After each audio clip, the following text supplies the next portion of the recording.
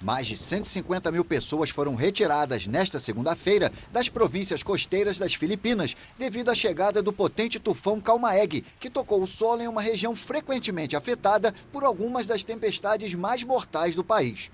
O serviço meteorológico indicou que o tufão, com ventos de 150 km por hora, atingiu a costa na província das Ilhas Dinagat.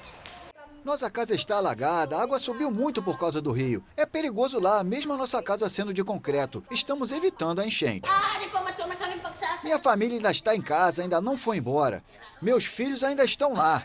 Não sei para onde o resto das famílias irá se deslocar.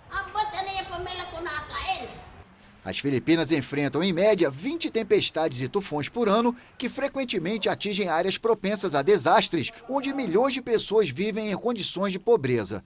O país foi atingido por 2 grandes tempestades em setembro, incluindo o super tufão Ragasa. Qual?